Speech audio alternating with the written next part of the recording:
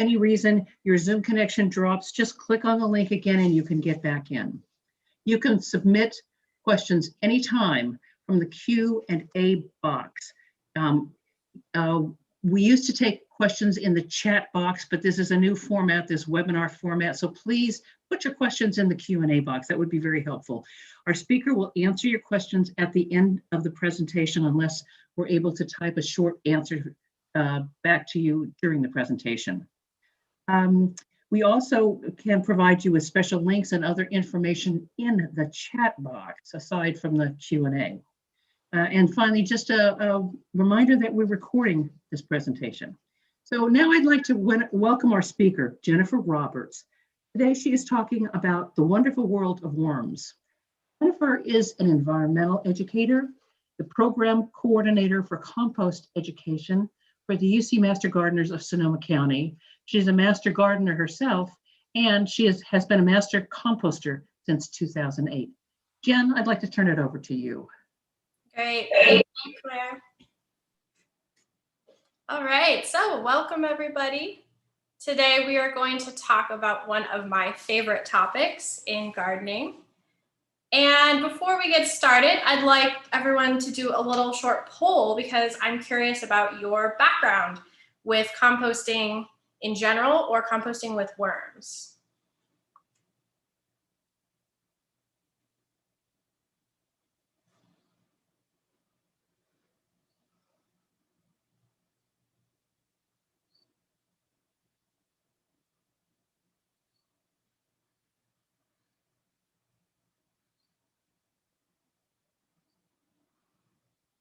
All right, so it looks like a whopping 79% of you are already composting, which is awesome, warms my heart. And 61% of you already have an outdoor pile, which is great. And 45% of you already have a worm bin. So I'm assuming the 55% of you that don't yet have a bin are here to learn everything you need to know. And the 45 of you already are doing something, but maybe there's a few questions you have, you know, it could be better, you want to tweak things. So that's great, and that's why you're here. So let's talk about the wonderful world of worms.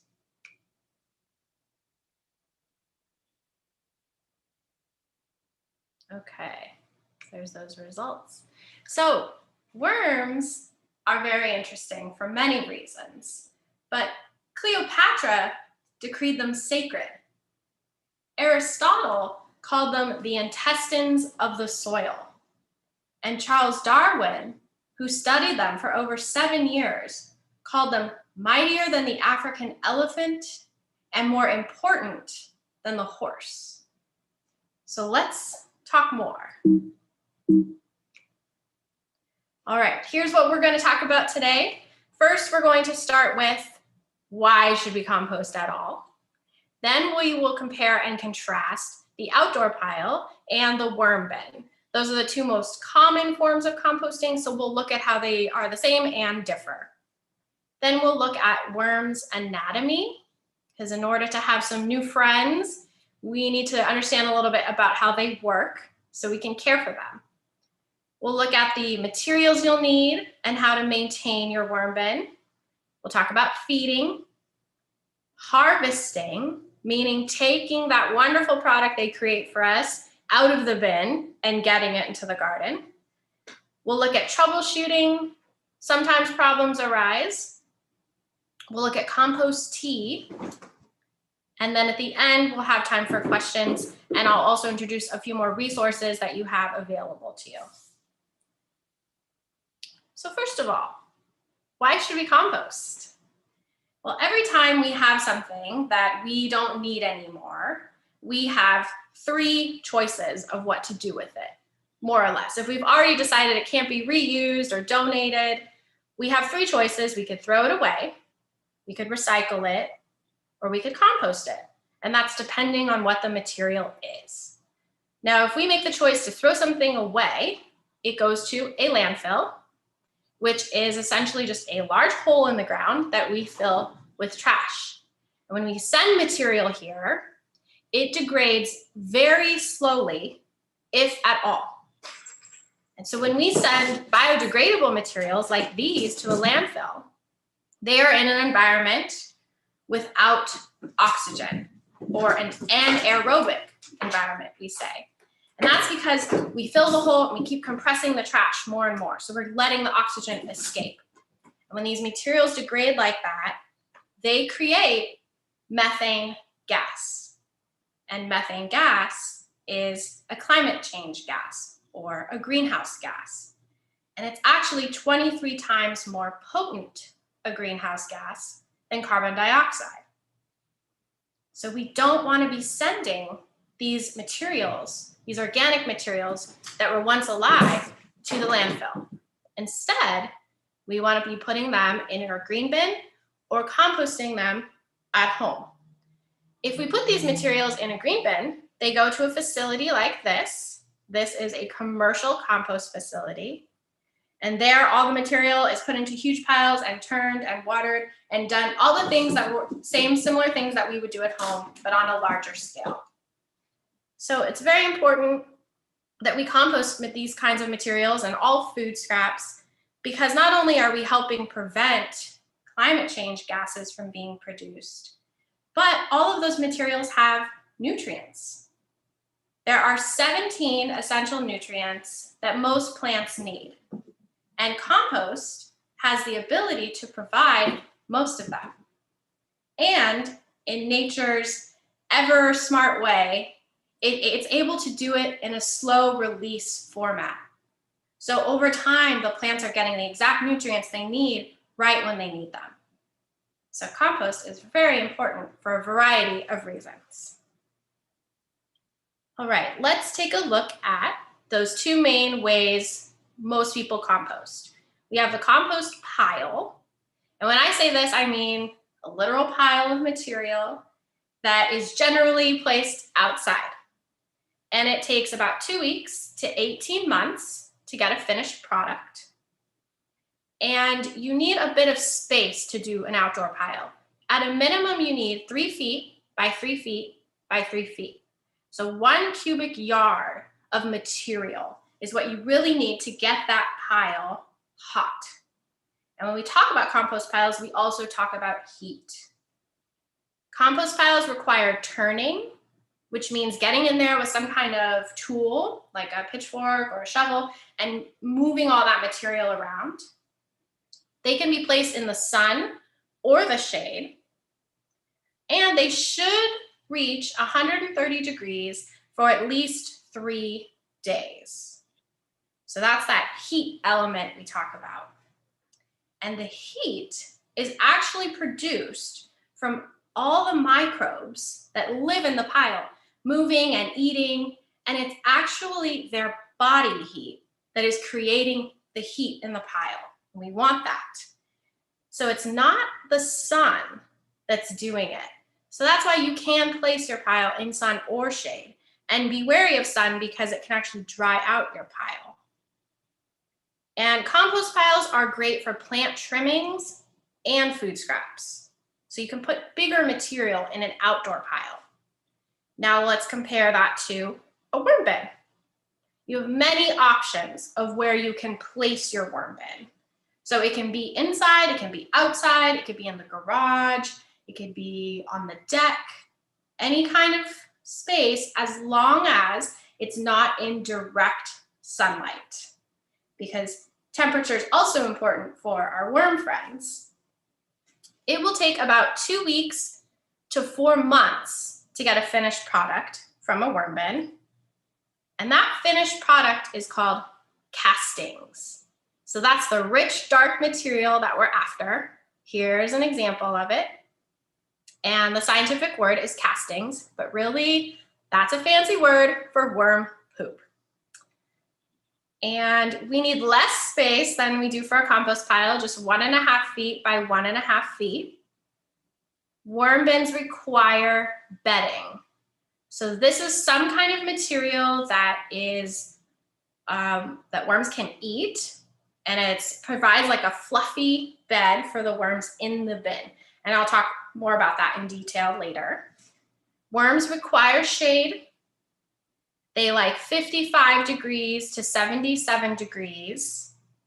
Now they can tolerate colder and they can tolerate hotter, but I like to say worms are like us. They like what we like. So on that 100+ degree day, they're feeling sluggish and they can get down to freezing, but they're not, producing at their best. So this is the ideal temperature range for them. And worms will eat food scraps. So here are some examples of different worm bin systems. You can make them out of many materials. Wood is great because it breathes, so you won't have moisture problems maybe in the same way as you might with plastic, but each material provides different advantages and disadvantages.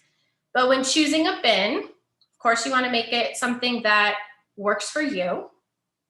And there's inexpensive ways to do it and more expensive ways to do it. So there's commercially produced bin systems. That's these on the right-hand side. And these have tiers. So they're kind of like a worm hotel or apartment with different levels. And so that can make harvesting easier. And then this one, this pink bin, is one of my favorites. It's just a simple, tub you can get at any hardware store. I drilled holes. These are 1/4-inch holes. And that's pretty much the minimum size hole you want if you're putting in your own holes. And the worms just live in here with the bedding. So this is an inexpensive way. Make sure though you get a lid for whatever bin system you are choosing. That's important. This one is interesting. This is an old culvert from construction that was converted. This is actually at a schoolyard. So you can go big, you can go small, but just not smaller than that 1.5 feet by 1.5 feet. And don't limit yourself. Use your imagination. This is a canoe that actually a participant in one of these workshops had used as a worm bin for years and then converted it to planting. So the sky is the limit for bin systems as long as there is airflow and a lid or some kind of covering for your system. So for something like this, you could use burlap or put plywood over it, but just make sure the worms have a way to live in the darkness because we're trying to mimic the soil, their native habitat. Okay, let's look a little closer at the worm friends. The species of worm that we recommend using for composting is called the red wiggler worm. And true to their name, they are reddish in color. Their scientific name is Insulating fetida. And this species can be up to 3 inches long. And most worm species need oxygen, this one included. Very important, right? That's why we talk about having holes in their system, in their bin. And worms are hermaphrodites. So they are actually both male and female. They do reproduce sexually. So it does take 2 worms, and they produce a cocoon. This band is a common sight on worms, right? We've probably all seen that. And the scientific name for that band is the clitellum, and that's actually their reproductive organs. And this is where the cocoon is formed. And worms are very mighty, but so interesting because they have no eyes, no ears, and no teeth. Yet they can eat half their weight each day. So they really do a lot of work for being such simple creatures. Here is a photo of their cocoons. So it is this little brownish, sometimes they can be reddish. They kind of look like a little popcorn kernel. And this is their egg that can have up to 5 baby worms inside. And cocoons can be produced every 28 days. and, or I'm sorry, they hatch.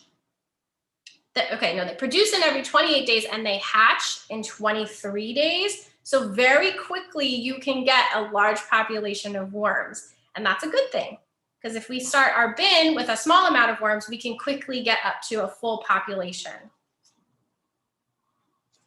Let's talk bedding. So many examples of bedding. My favorite and the first one is newspaper or some kind of shredded paper. So here's an example of what I like to make the newspaper look like. And the way to do that is to take like the whole, the long side of it, fold it, hold it from the crease, and then tear downward in strips to make these, fun little size, fluffy bedding shreds. And then in the next slide, we'll talk about how to do the bedding. You can also use cardboard, leaf litter that you collect, paper egg cartons. They love those. They actually like to congregate in the little cups. It's like a little hiding place for them. So they love egg cartons. And coconut core is another one. So that's what this is right here. And that's also what this is. So you can buy it in these compressed blocks. That's how it's shipped and sold. And it is actually coconut fiber. It is the outside shavings of the coconut, and it's a waste product in the coconut industry, but not a waste, right? We can use it for other things, including in a worm bin. And it's also commonly used as like the bottom of hanging planters. So it's a very absorptive material. So it holds a lot of water. And so when you get it in these blocks, you can just dunk it in a bucket with water, let it absorb that, and then it will turn into this fluffy material that's great for the worm bin. So the process of making bedding and then getting it into your bin. So step one is to shred the paper or whatever material you have. And then you want to get some of it wet. So I just dunk it in a 5-gallon bucket and then I wring it out. So I squeeze it out really well. And the level of moisture that you're looking for in all kinds of composting, so whether that's a worm bin or a regular outdoor pile, your moisture level, you want to be as damp as a wrung out sponge. So think about that. It's wet to the touch, but it's definitely not dripping. So you squeeze out the bedding, fluff it up, and then place it in the bottom of your bin. You want to cover the bin, the whole bottom. Just one little thin layer is fine, but you just want it so the worms aren't touching the bin to start. And then your next step is to add your worms. Then you come in and you put more wet paper on top of the worms. And then your last step is to come in with dry paper.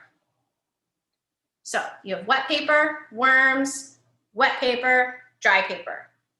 In your dry paper, you want it to come all the way to the top of your bin. So whatever height that is, make sure you've got paper. And then you leave it for 3 days. Notice I didn't say feed them yet. You want to let them get acclimated to their new home. So when they move to a new environment, especially one that's not soil, they can be a little shocked.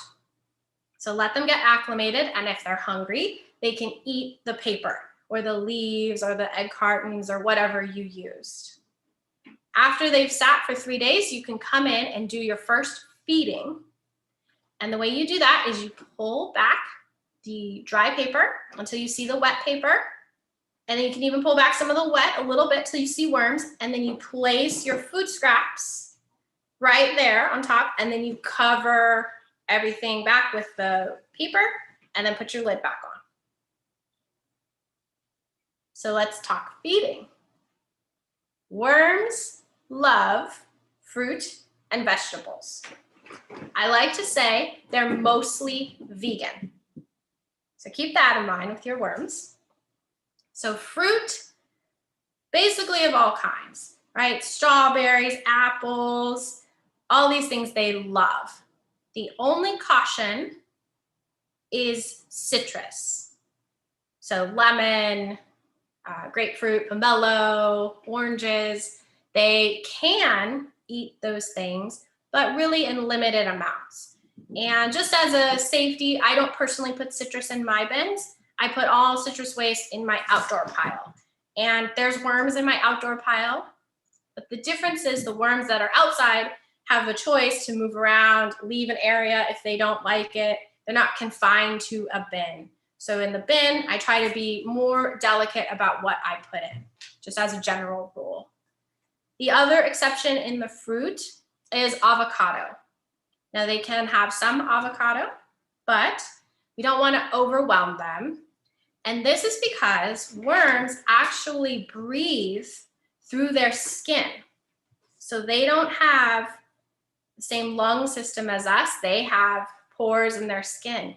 So we have to be wary of oils and fats. And avocado is a high oil fruit. Now you can put in the rind. Here's the rind. And it definitely has some of the fruit in it. So that's fine. And also the pit.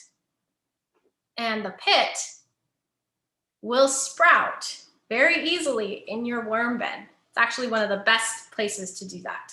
So try that out. Vegetables are also a favorite of worms. The only exception is really hot peppers. So no ghost peppers for the worms. But you can do bell peppers and other kinds of things, like here's bell pepper. Coffee grounds. They love coffee grounds. They're so tiny, they can eat them really easily. So remember, they don't have teeth.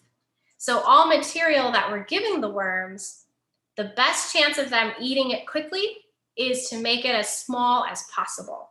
So all of these food scraps can be ripped up even smaller, cut up when we're preparing things. We can just think, a little bit further about the scraps for the worms, but smaller is better.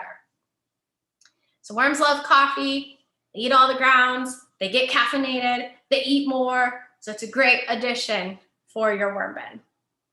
They also like tea bags, and you can go ahead and put the whole bag in. You will be left with a staple. Or you could take the staple out beforehand and save yourself having to find it later. As long as it's a non-synthetic material, the whole tea bag can go in. And worms also love eggshells. So I said they're mostly vegan. This is the exception. Eggshells are great for worms because worms actually need a tiny piece of grit or sand in their diet, because in the wild, they're swallowing all these things, they're swallowing soil, they hold on to bits of grit in their digestive tract. They are similar to a chicken in that they have a gizzard. So they hold on to the grit, and as the food moves past it and their muscles constrict and contract, that's how it's breaking down the food inside of them, because they don't have teeth. So we actually need to introduce pieces of grit to their environment in captivity. So eggshells are a great way to do that. You can use a coffee grinder, or you can roll over them with like a rolling pin, or you can put them in the blender, something to make them tiny, or you can just rip them up really small. You can also put in a tiny sprinkle of regular sand if you have that. Or if you have sandy soil, like some places in Sonoma County, you could put in a sprinkle of that sandy soil, as long as you can see those grits. Worms can also have plant trimmings. So if you have indoor plants and a couple leaves go bad, right? Small amounts of plants are fine for worms. And then last but not least, breads and grains. So they can handle those, but again, you just want to limit the amount. If you have like a whole loaf of bread go stale, that's a lot of bread, especially in like an only, maybe 2-foot bin. So it's a lot for them to handle. So I would advise not to do that. But if you have someone in your family who doesn't like to eat the crusts on the bread, then go ahead and put that in. So just limit. And then of course, if you had, a peanut butter and jelly sandwich, that's not the best choice for the worms because of the fats and oils on the bread. Okay, so let's talk about what not to feed our worms. We don't want to give them meat of any kind. Remember, vegan. And also no dairy, with the exception of the eggshells. No fats or oils. No bones. No dog or cat feces. Unfortunately, that should always be going to the trash. So also don't flush that. Please put it in a baggie and put it in the trash, because their feces can carry harmful pathogens that are actually harmful to certain sea animals. So we don't want to be flushing it either. No ash. Ash can throw off the pH of our worm bin system. It's such a small system. We want to keep it neutral. That's what worms really like. They're like us. So no ash. No metals and plastics. Now I said you could put the staple in, right? Or you might put some, you might forget a fruit sticker on something. That's okay. Just go ahead and fish those out before you harvest and put the finished product into the garden, because we want to avoid tiny plastic pieces from getting into the environment. And last but not least, no compostable plastics. Unfortunately, these are not a good choice for the worm bin, and they're also not a good choice for our backyard pile.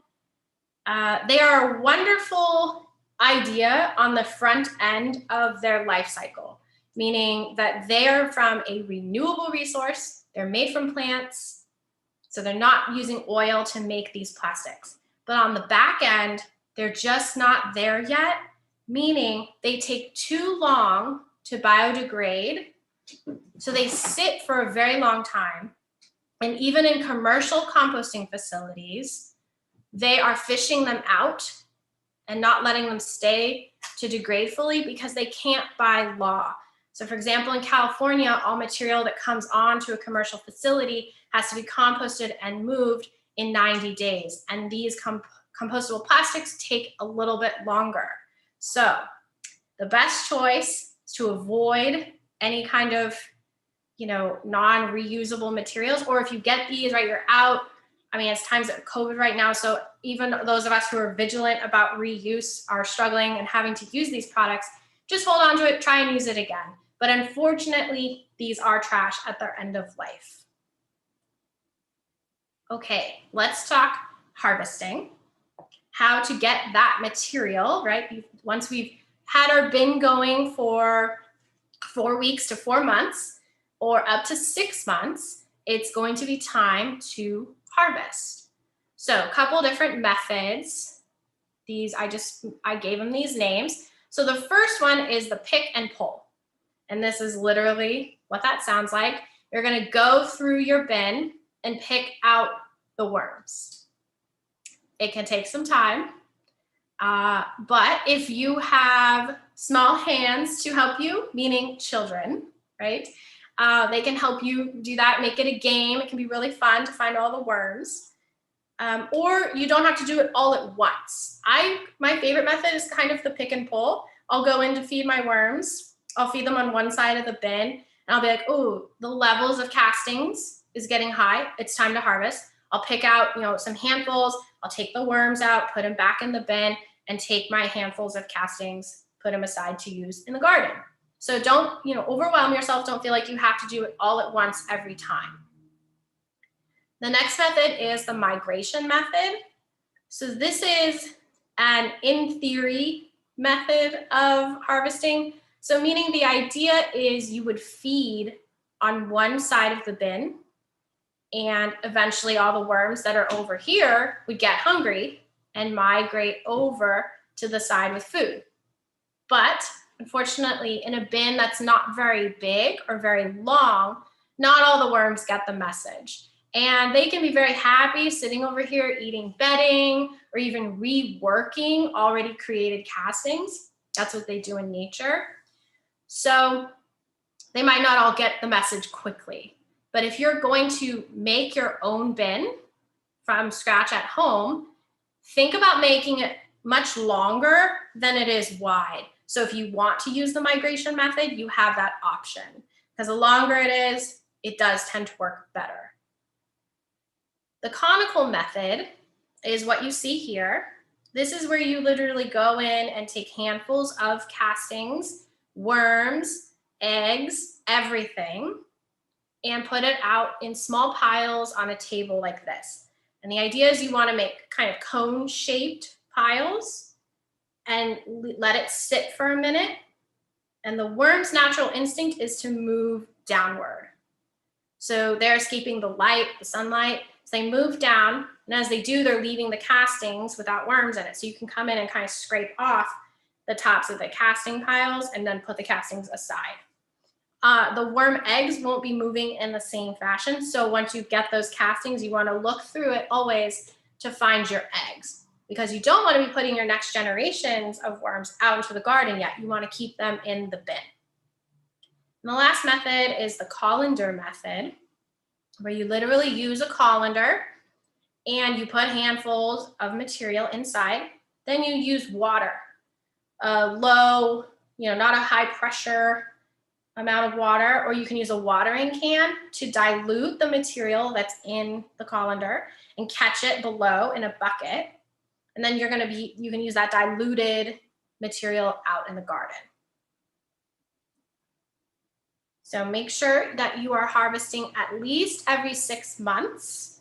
If you think about it, the worms are living in their waste, and they're happy to do that for about 6 months. But if you let it go longer and longer, your bin can get sick. And then you start losing worms and you start losing nutrients. So make sure to keep the bin health up every 6 months, and definitely watch for those cocoons. Okay, let's talk troubleshooting. So sometimes there can be issues with keeping worms, but I've been doing this for years and have had great success. I've run into a couple of these, but they're not as common as you might think. So first one, there's a bad smell. So what you do for that is you stop feeding, you add dry paper to the top of your worm bin, and you find it. And what I mean by it is that if there's a bad smell, often if there's something in there that the worms don't like, they're not eating it, and it's rotting, and it's creating a smell. So usually it's a family situation, like a multi-person household situation, and someone who didn't make it to this webinar put something that is on the no list, and it's creating a smell. So that's not always the case. It could just be overfeeding. And I will say most worm bin systems, so for example, this size, which is similar to this size, can handle about 1 pound of worms. So when you're gonna go out and get worms, your ideal amount is about 1 pound. And that system, they can eat, remember I said half their weight each day.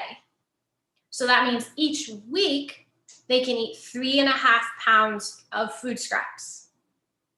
So if we're adding more than that, we might run into more of these issues. For example, bad smell. Or we might have too wet of a bin. And so the way to stop that is to stop feeding and add dry paper, and it will regulate. You might have flies. This is a common issue. And when I say flies, I mean the tiny fruit flies. And the way to stop that is to add dry paper to the top. Fruit flies, in order to reproduce, have to do a dance. They literally fly around like this. And if they're in the bin system and there's dry paper to the top, they don't have any room to dance. So no more fruit flies.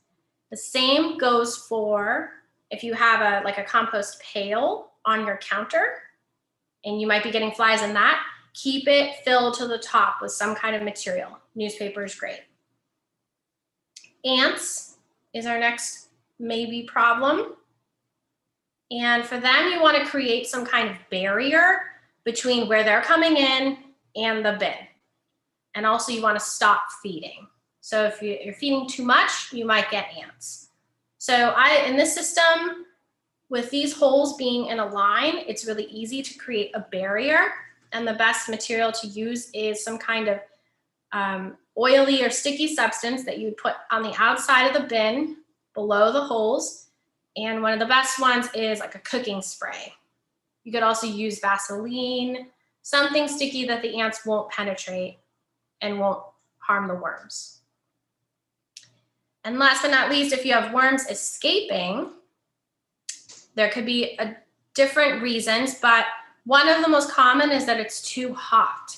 So maybe the sun has shifted and now it's, you know, touching part of the bin or something. So if they're trying to get out of their home, which we're doing everything we can to make, you know, the perfect temperature and giving them all the food they need and they're cozy in their bedding. If they're trying to leave, we know it's something urgent. So it's likely too hot. It could be that there's not enough food, but this would take months.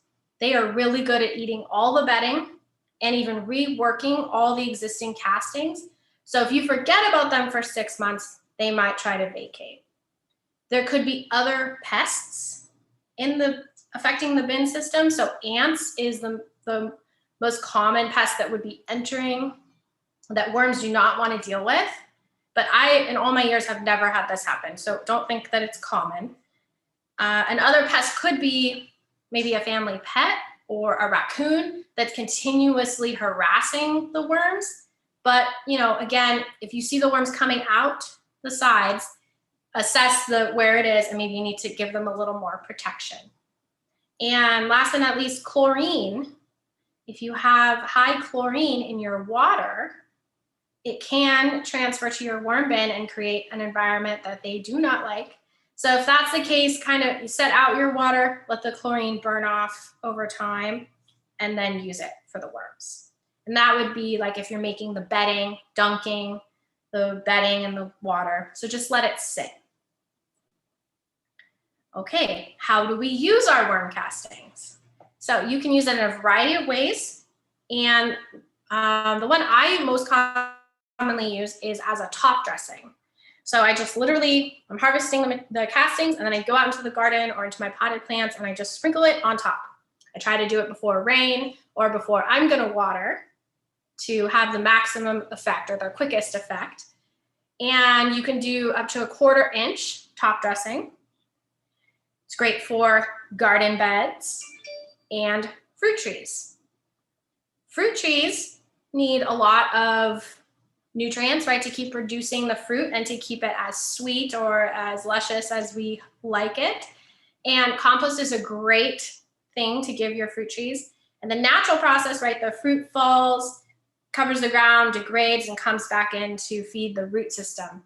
But as we increasingly see more and more diseases with fruit trees, and a lot of them overwinter in the fallen fruit, we want to be more vigilant about collecting fallen fruit, composting it somewhere, and then bringing back the finished compost. Just a healthier way to keep our trees fed so we're not proliferating diseases. And we have a lot of more information about that or specific diseases on our website. You can also sprinkle your worm castings in the garden, right? Just have fun with it. It's great for pots and containers because those guys are just, you know, they get what they get with the soil and nutrients. So feeding them again. It is safe to use on seedlings. It won't burn them. You can use it to sprout. You can put it directly in a planting hole. So if you're digging in the yard, you can put the castings in the bottom of the hole. You can mix it in with the native soil and backfill it. And finally, you can use worm castings to make worm tea or compost tea. So let's talk about that. Compost tea is another method of feeding our plants or our garden, feeding our soil, really. And it's something we can make at home. It is also commercially produced and you can buy it at the store. But, you know, like most things, making it at home is the freshest and most nutrient-filled way. And this is a tea for the yard, not for us. Do not consume this tea. And the other thing that differs about regular tea is that we don't heat this up. This is made at ambient temperature. So the most inexpensive way to do it, I found, is to take a 5-gallon bucket, fill it with water, harvest 4 to 6 cups of worm castings, and put it inside some kind of porous material. So for example, a cheesecloth or an old stocking like pantyhose, or like a burlap, a small burlap, and make it a thing that will hold it, like a tea bag. So fill that with the castings, then put that in the water. And then you want to have some kind of mechanical aeration. So you want to introduce air, most importantly, oxygen, into this environment. And that is because all the microbes that live in the worm castings need oxygen to live. And that's what we're after. We want those microbes because they are breaking down the materials to turn the castings into what the plants can use. So they are who do all the magic in addition to the worms. So we want to keep them alive.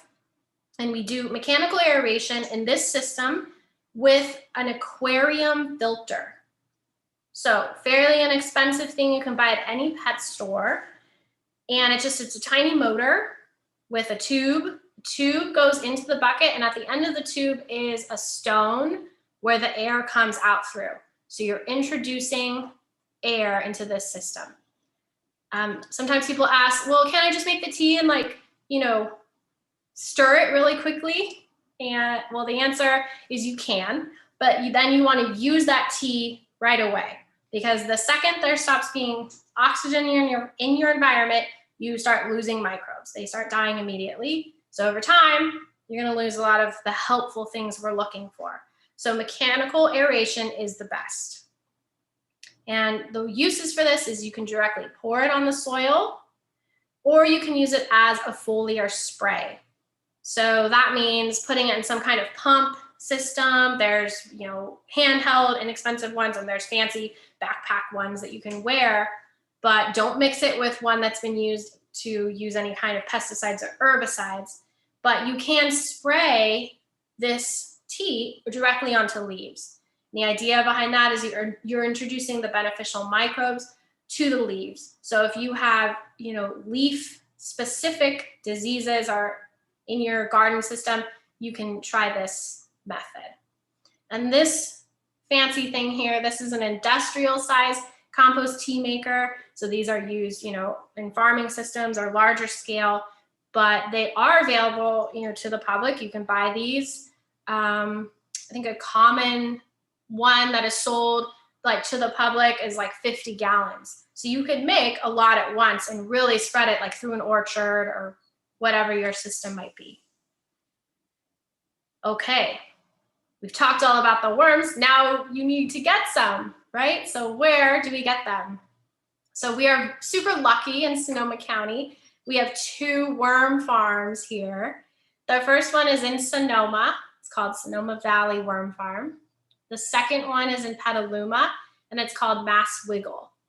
Sonoma Valley Worm Farm sells worms. They sell them 2 pounds at a time. Remember I said for a typical system, you only need 1 pound. So you could try and start 2 bins or get a friend involved and share. This is what they look like. It's how they come. Mass Wiggle, they're not really selling worms, I think, right now, but they are doing bulk castings. So if you have a garden project, right, we're heading into spring and you're I need a lot of castings right now, but I like this worm stuff, I want to get into making my own, you could talk with Mass Wiggle. They are available at some Ace Hardwares in Sonoma County, I found. They have a refrigerator. It tends to be in the back of the store, and the worms are there for bait. We're going to save them, right? We're going to keep them and put them in our worm system, keep them alive. But they come in small containers. They're not a pound. So you might need to buy a couple containers. Also, you can get worms from fellow worm composters. So anyone who's already started a system, you're hey, can I have some worms? Can you spare some worms? And again, you don't have to start with a pound. The literal minimum would be 2 worms, right? But let's try and get a few more than that to get a system going. But you just have to wait. So that means don't be feeding them 3 pounds a week of food if you only got a handful of worms. And then last but not least, you can purchase worms online. They can be sent through the mail. There are worm farms all over the country, but let's do our best. If we aren't going to support local, let's support as local as we can. All right, here are some resources that are available. So on our Master Gardener website, here is the address. We have a couple brochures that are all about composting, but one is specifically about worms. It's called Putting Worms to Work and Keeping Them Happy. And it's basically an outline of everything I talked about today with even more tidbits. So that's available for free, downloadable on our website. And then here are some books. The ultimate worm Bible is called Worms Eat My Garbage. It's by Mary Applehoff. This is what the 35th anniversary version looks like. There is another version that's orange and white. And this woman, we owe everything about worms, besides what Darwin did. He did a lot of important work. But Mary Applehoff in the 20th century put it together in an easy to digest, no pun intended, way for us to make these systems at home. So if you're going to only purchase one resource or only check one out from the library, that's your go-to. It is available in the Sonoma County Library System. So that's the ultimate. And then there's been many books since her publication. The worm book, which is this one. This one's also cute, easy to understand, digestible, and it even has recipes for cooking with worms. I kid you not. I don't endorse that. Worms are my friends. I keep them in my bin, but it's there if you're interested. The Rodale Book of Composting, always a good resource. Compost City. This is a very recent publication, and it talks all about small-scale composting. So living the city life, right, in a small space, a small apartment, how can I still compost? So she talks not only about worms, but about bokashi, which is the Japanese form of composting in a very small space, and other just small container ways. So check that out. And then I just throw this up there because we have to give accolades to Darwin. But his original book, it was actually his last book. He died before he finished writing it, and he spent 7 years at the end of his career studying worms. And this is the book he wrote, The Formation of Vegetable Mold Through the Action of Worms. So that's here. So if you're interested in reading more, these are some great places to start. And once again, here is all the Master Gardeners information, our webpage, our email, our phone. We are still taking questions at our information desk. So if you forget something today and you're like, oh, I meant to ask, or about any other topics, right? We are here for you. We are an all volunteer-based resource to help Sonoma County gardeners do their best. And this QR code, if you have a QR reader or a newer phone with a camera, that'll take you directly to our website. And we are also all over social media. We're on Twitter, YouTube, Facebook, Instagram, so follow us. All right, and I will take questions. Okay. Jen, this is Claire, and I'll read you the questions. Okay. What's the function of the lid? Is it to keep the worms in the bin or to keep the light out, or both? You seem to indicate that they need darkness. Yes. But will they go crawling away if you don't have a lid? They will. So okay. When we are expecting a rainstorm, when the barometric pressure drops, the worm's natural instinct is to move upwards in the soil. And so they really move up, and they would move up and out potentially, okay. And you might lose your worm. So you do want to have a lid. Okay. Related to that, someone wants to know if they have eyes, why do they need darkness? They don't have eyes. I'm sorry, this person recognized they do not have eyes. Okay, they do not have eyes. Why do they need darkness? Great question. They have light sensors on the top of their head, so it's a very primitive eye system. So they can recognize light and dark, which they use as they move through the soil. So they know when they're at the surface and when they're not. Good question. Okay. Joyce writes that she has a worm bin, and after collecting the compost, she notices that if it ever gets completely dry, it turns rock hard. What's the best way to add warm compost to the garden? I mean, given her situations, you've mentioned top dressing, but want it dry out on top? So yeah, it does get super rock hard if you let it dry out. I will still put it in the garden even if it's super dry, because once it gets re-moistened, right, there could still be nutrients and materials that are beneficial in it, but obviously it's not the best. Yeah. So when I top dress, I do it before a rain or before I'm going to water. And if or you can even if it's super hot in the summer, it's going to be dried out by the end of the day, you can kind of dig into the soil a little and put it right underneath the top layer of soil, or sprinkle fresh soil. Yeah. Okay. You mentioned setting up the bin and the wet layer and the worms, and then another wet layer, and then all the paper.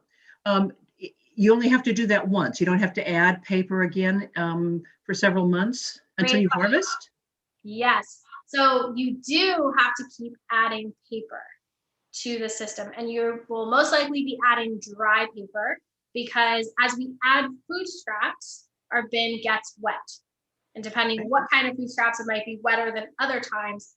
And we want to try and regulate the overall moisture in the system to be as damp as a wrung out sponge.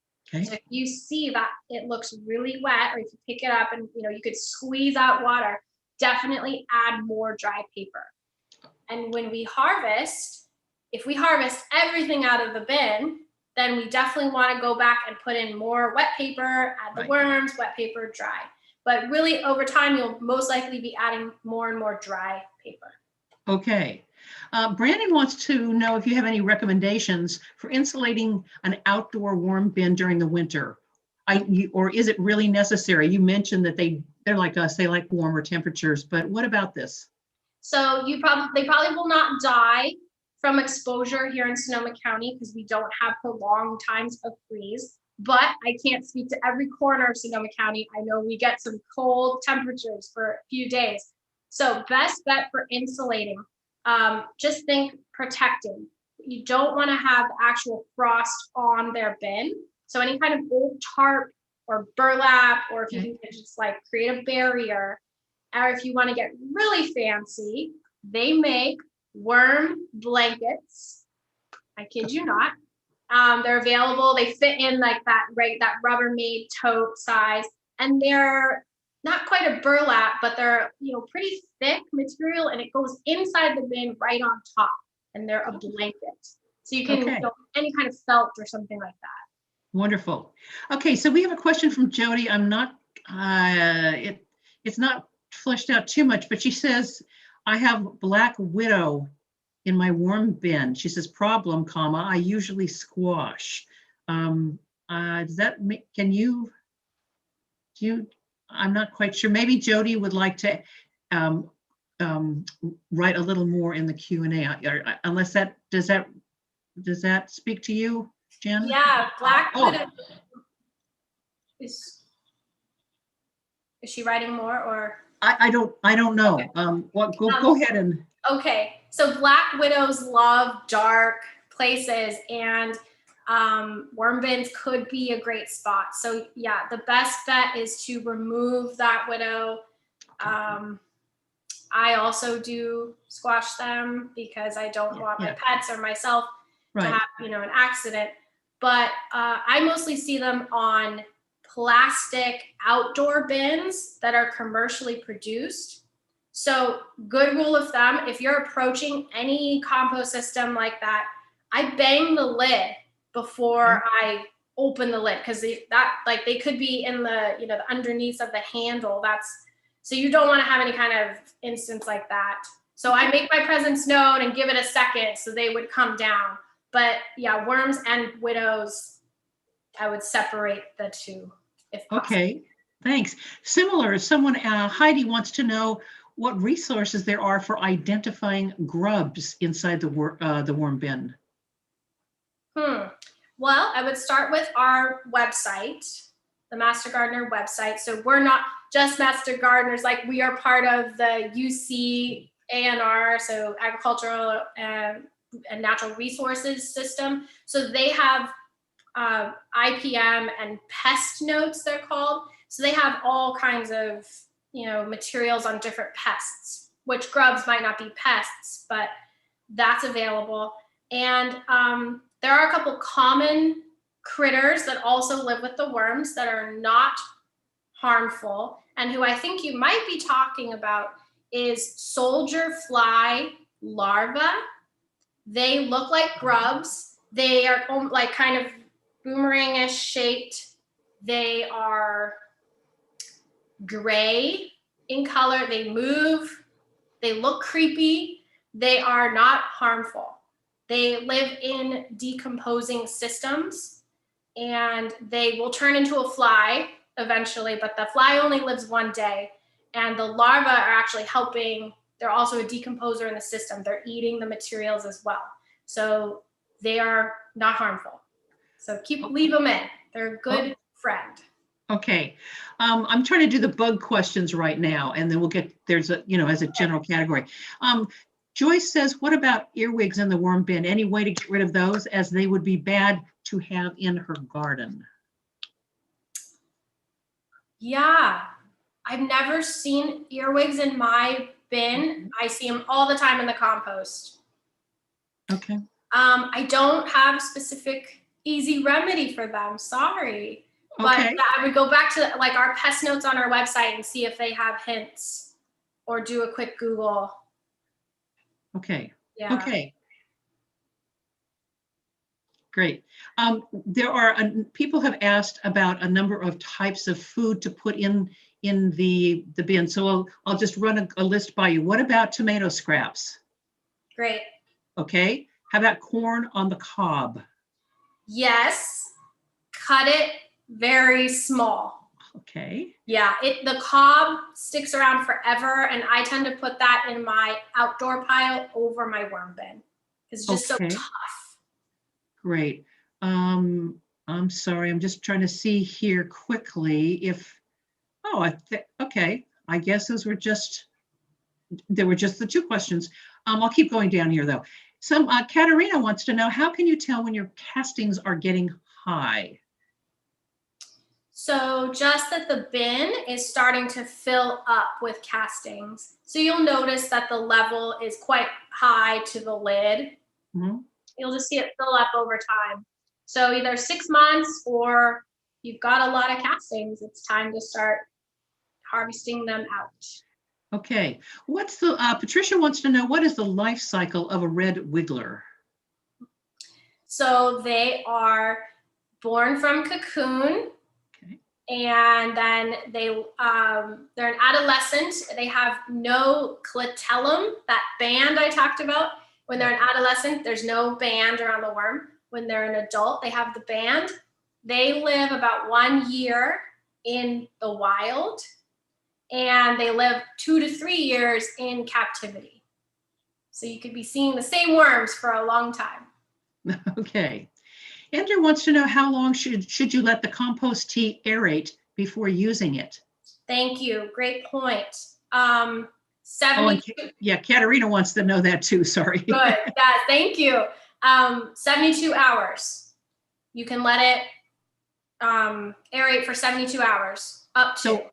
So that's a minimum or optimum time? That's like maximum, I'd say. Okay, max. So between 48 and 72 hours. Is the jute juice that comes out, or is it usable just as it, as is? Yeah, the juice that comes out of the worm bin.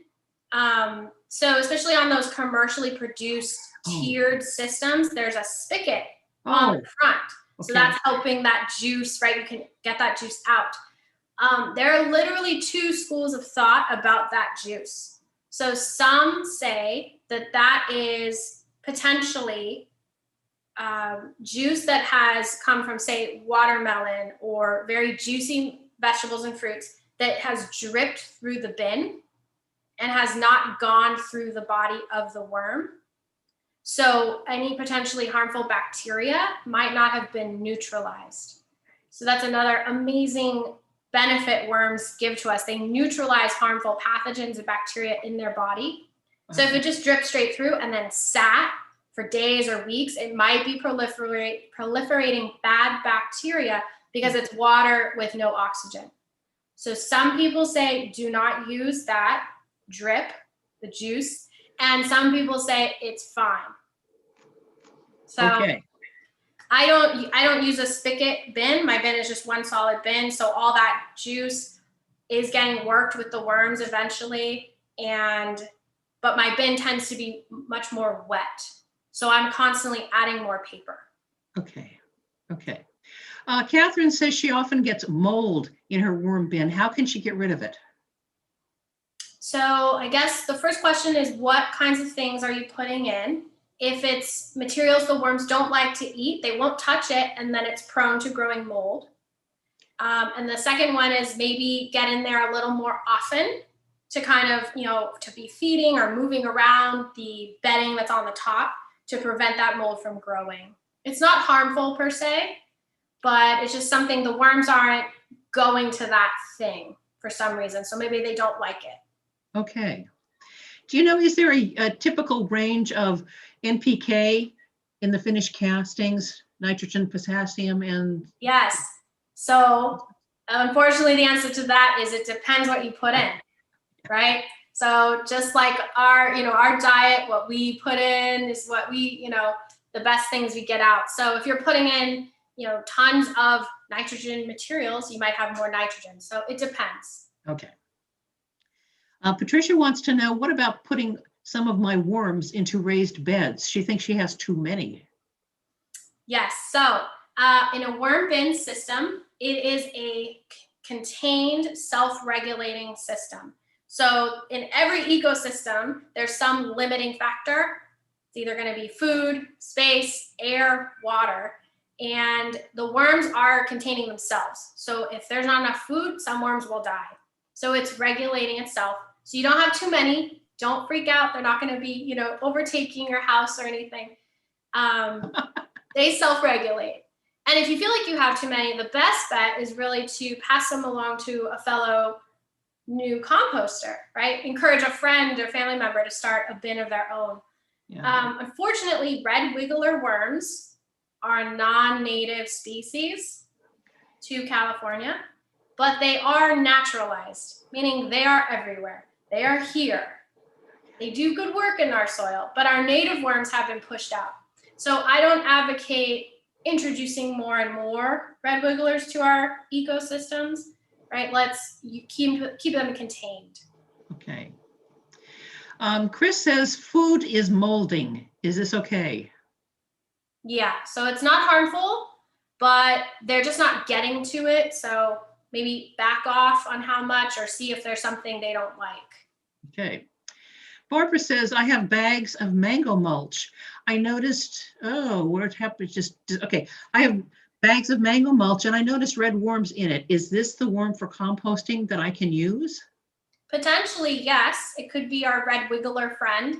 So Google red wiggler worms or red compost worms and do some compare and contrast. See if they're about 3 inches long, if they have that pronounced band. You can often see the castings through their body. They are slightly translucent. So those are some ways to identify if it's the right worm. Those big, fat, white, long worms we see, especially after a rain, are a different species. They're called the European night crawler. They are also a decomposer worm, but they're not our mighty red wiggler. They don't eat as much and they live deeper in the soil. So they might not even be happy in a bin system. So just make sure it's not the European night crawler. Okay. Bob wants to know if it's okay to add dried leaves instead of paper. And yes. I think you saw that in the beginning, right? Okay. Yeah. Okay. Harry says, how do you hold the worms while you're harvesting them? Do you put them in a container of some kind? Yeah. Yeah, I just put them in like a little, kind of whatever I have around. I try to reuse plastic stuff, to Yeah, hold the worms, and then I'll just put them back in. Okay, 1 second here. Oh, Beth says, is there a best paper to us, given that newsprint has a lot of toxins in it? So in California, newsprint is by law printed with soy-based ink. So we don't have to worry about the inks coming from newspaper. Now, the high glossy advertisements that come along with that or come in the mail, those might have toxins. So those are not the best choice for the worm bin or compost system. The newspaper is okay. Okay. But you know, all papers, right? Like white computer paper is chlorine bleached, right? So there's always, you know, there can be drawbacks to every type of material. So if you're worried about that, I would use more natural like leaves. Okay, great. Beth asks if you can use sawdust/wood shavings for the bedding. Yes, you can use wood shavings and sawdust. Yeah, I mean, it can provide a fluffy, you know, environment for them. I would mix it with some other kind of material because once those things get wet, they mat pretty, you know, tightly. Their properties are a little different than soil. So, and there can be like, especially sawdust is uniform size. So that's really going to compact. So mix it with other stuff. Okay. And depends, I mean, no pressure treated wood, right? No wood that was lacquered and all that kind of thing. Great. Terry wants to know how to keep out, oh, my screen's jumping, how to keep out non-native jumping worms if you're propagating native worms. It says they rapidly eat the bedding. I'm not sure what you mean by the native worms. I think you mean the red wigglers. Yeah. Which unfortunately are not native to California or to the United States. But so maybe if you can give a little more clarification on that. Do you have 2 types of worms in your worm bin? Yeah, hopefully Terry will put a little more in the Q&A box. I'm just going down the list. How's that, okay? Yeah. Patricia says, what happens to the old dead worms after 2+ years? So I said worms are mostly vegan. Unfortunately, they are also cannibalistic. Okay. And it's mostly the other microbes in the system that will dispose of those dead worms. Okay.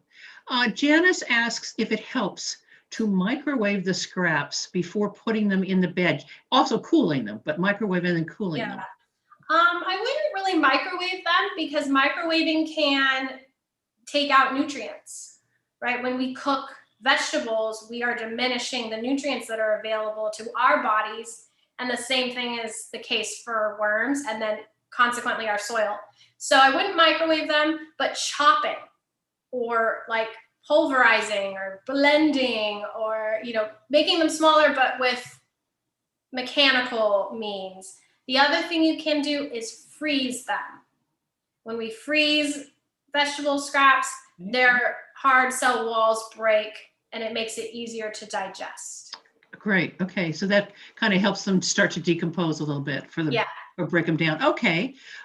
Gary says, asks, is everything the same if you're growing night crawlers in a worm bin? You could use them for two purposes, fishing and castings for the garden. Yes. Right? So all the same, you could take your red wigglers out of your worm box and go fishing with them. You can. Yeah, okay. I think that's what he's asking. Both worms can be used for composting and for fish bait. But night crawlers, if you're gonna create the same bin system with night crawlers, make it a deep bin because they live in deeper than 18 inches in the soil. So they'll be much happier with more above them. So okay, that's why they're not. Can you use castings for this the same way you would use the red wigglers? I believe so, because they are, you know, same process. They're just not the shining stars of composting. Okay. Katerina asks, should you stir the worm bin?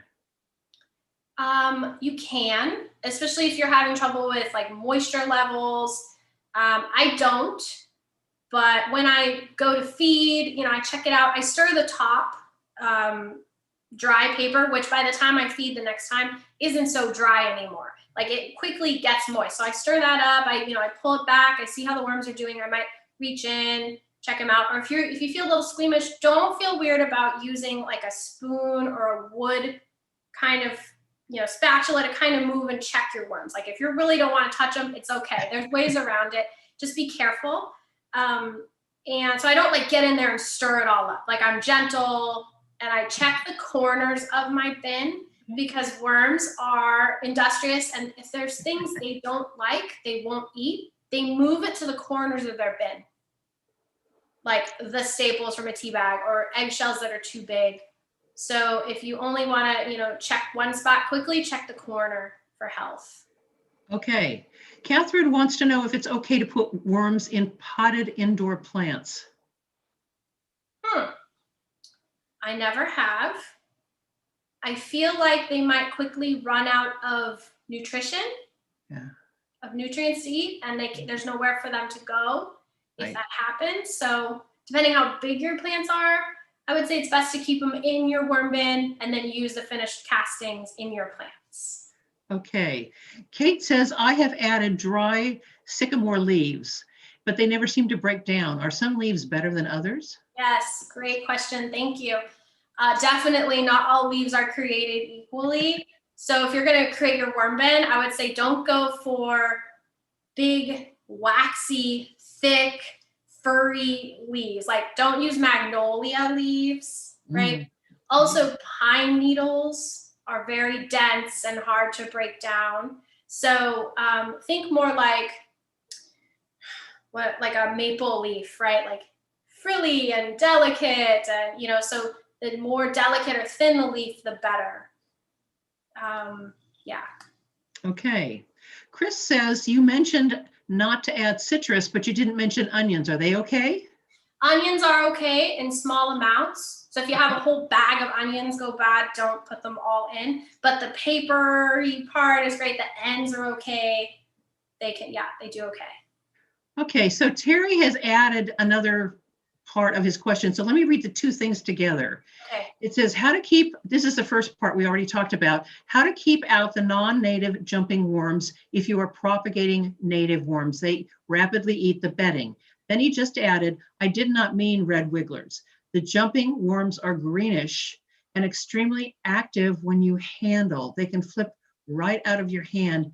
Yes, there are at least 2 types of worms here.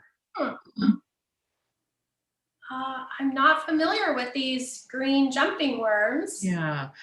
Would you want to send us a photo to our email? To our help desk? Yeah, to our help desk. Yeah, okay. I think they could definitely get you a good answer. And I'm curious. I don't know who these are.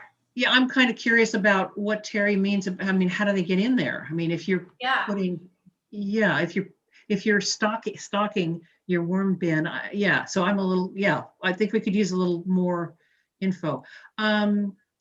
Let's see, Brandon asks if you can go too far with blending the food prior to adding it to your worm bin.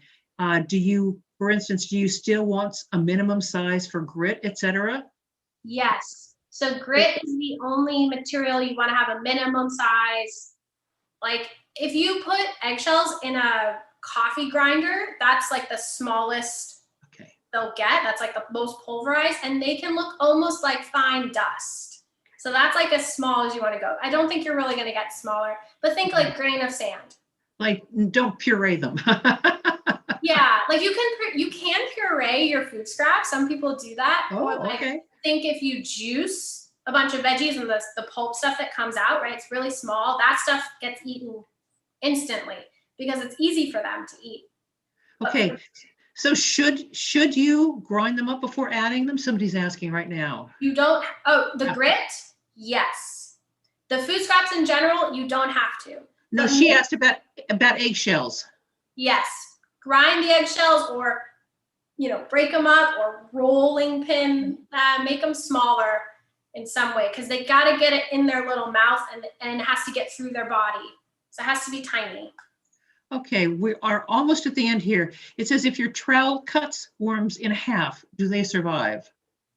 If you cut a worm in half, you get 2 halves of a dead worm. Yeah, sounds like childhood when we were told that. Yes. Okay. No experiments with the worms. Okay, and we have a number of people saying thank you so much for the excellent presentation. Oh, one last question. Brandon asks if you need to rinse out the eggshells. Do you need to rinse out the eggshells before applying them to your bin? You do not. I generally don't. I let them dry. Oh, okay.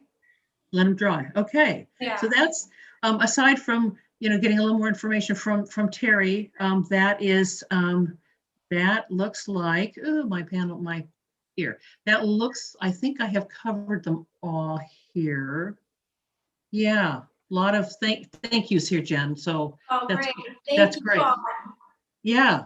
Okay. So we're going to wrap up here. I just wanted to tell you that there are several upcoming events that are also on our website. On Wednesday, February 24th at 12:30, we will host a different part of Master Gardeners, but Master Gardeners will host our monthly Ask a Master Gardener session. It takes the place of the information tables that we used to staff at the farmers markets. And we're excited to be offering this, and we hope that you'll join us and bring your questions. Like this presentation, you need to register and but the link will be on our website. Secondly, every Tuesday of the month, the food gardening specialist group of Master Gardeners holds what they call a veggie happening Zoom session. It features presentations on seasonal food gardening topics, and sometimes there's a panel discussion as well. The next one is going to be on Tuesday, March 9th at 12:30. The link for signing up isn't up yet, but take a look. People and I out looking for it. Sorry. Our next Zoom talk here on a Saturday will be on April 10th, and it's going to be another presentation by Suzanne Clark on butterflies. And later in March, we'll have a registration link. Jennifer told you all about library resources. I'm going to just double check on Q&A. Oh, the Q&As. I forgot one. I'm sorry. Nina asked if we spread the castings in mass in our yard, is there a risk of attracting and feeding other critters like rats and mice? Sorry I didn't get to that earlier. So if the castings are fully formed and there's no chunks of food left in it, then it'll look like soil to critters. Okay. So, nope. So no. Okay, so that's it for the questions. And I just want to thank Jennifer for a fabulous talk. And I would like to thank all of you here who have gathered with us for the session. And we hope very much to see you again. And this session will be on our YouTube channel, so you can listen to it again if you want to pick up some more information. So thank you so much.